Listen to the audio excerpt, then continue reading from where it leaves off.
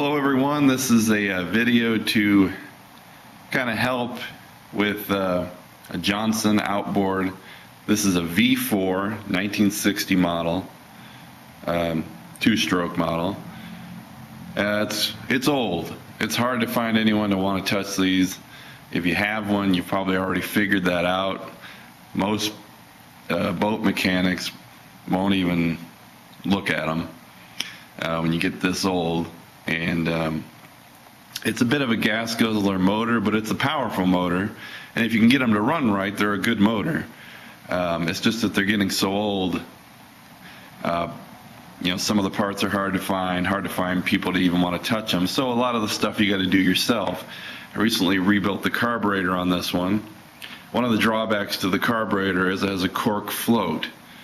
And back then they used a cork float, they would shellac it, and it would work fine. But the problem is today we have high amounts of ethanol in gasoline, and it eats the shellac off the carb float.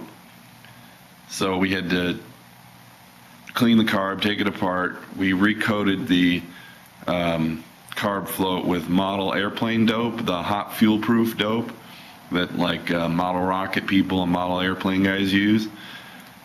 I don't know. We'll see if it works. Someone said that was what to use. We're going to try it. There's not a whole lot of options because they don't make a modern float for this motor. So you can still find the cork ones out there, but you're going to have the same problem with the shellac. So you got to do something. But anyway, we're here to talk about how to do the carb synchronization to the distributor, because this can get really confusing on these motors. It's quite an elaborate setup. I'm not a boat mechanic. Maybe they're all like this, or maybe this is just a weird motor, but it gets a little confusing. But I thought maybe I'd make this video to try to help someone who might have the same engine and maybe running into the same problems.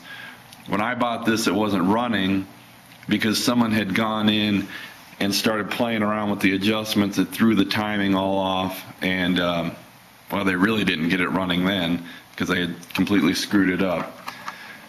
So we're going to show you how to do it the right way, hopefully. Okay, when you work on a carburetor on a car, if you've touched a carburetor on your lawnmower, tractor, car, what have you, it's usually just a cable that hooks to the butterflies and moves it back and forth, and that's how you get more power. Well, this one's completely different. This one works with a brass cam. If you can see this strange shaped object right here, they call this the throttle cam.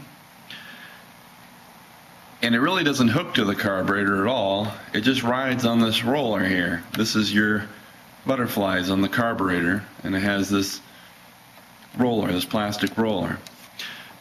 Now, how to adjust that part is pretty simple. You'll see a black scribe mark on the cam. That basically needs to be in line with this black roller. Now, if it's not, you can undo this screw down here and get the butterflies to come back and line up to this cam.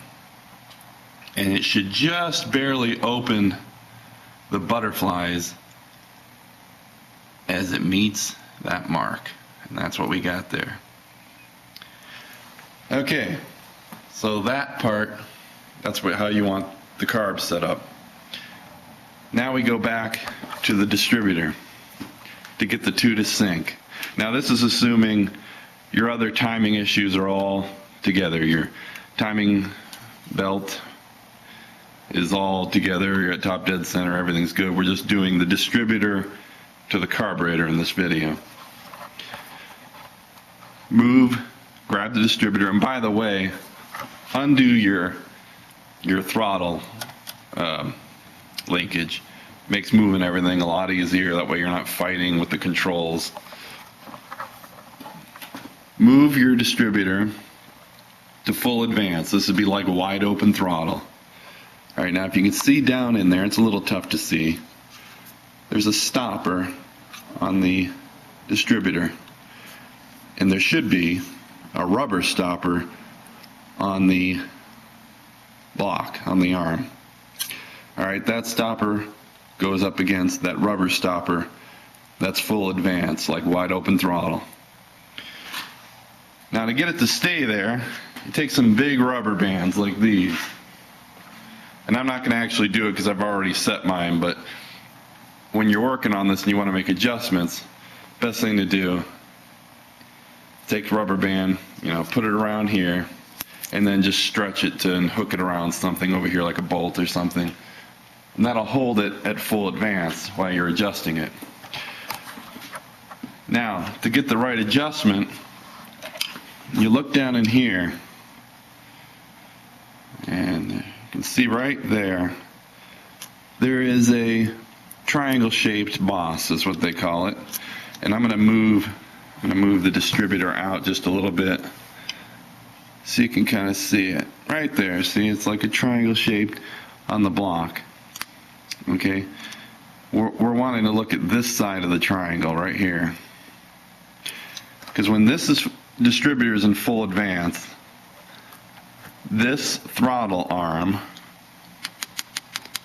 right here should be parallel with that triangle.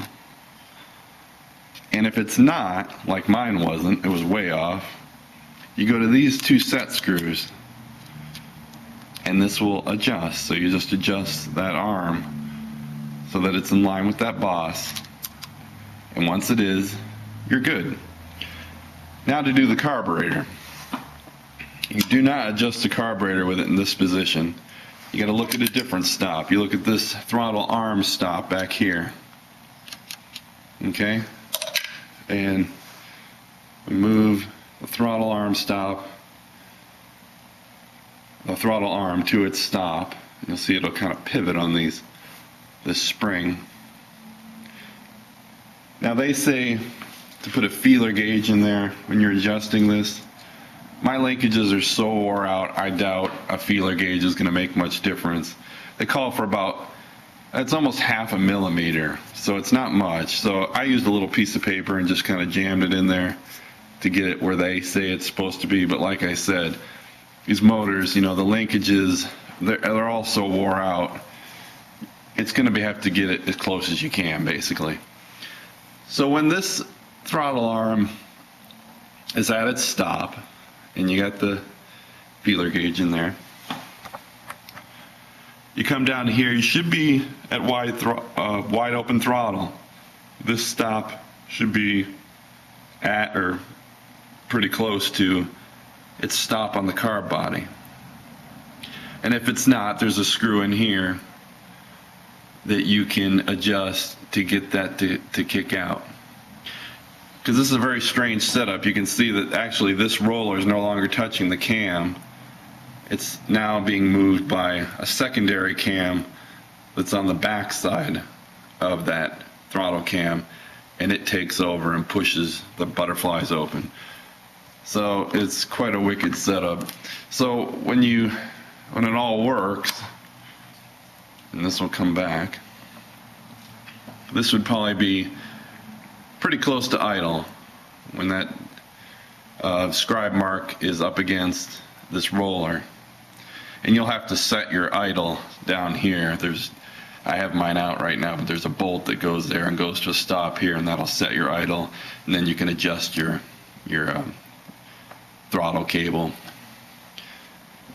And everything should work, and then when you're giving it gas, it will roll along this cam, and then it will advance your distributor accordingly. So that's how you set it up. And if you got one of these motors, good luck, and I hope it helped.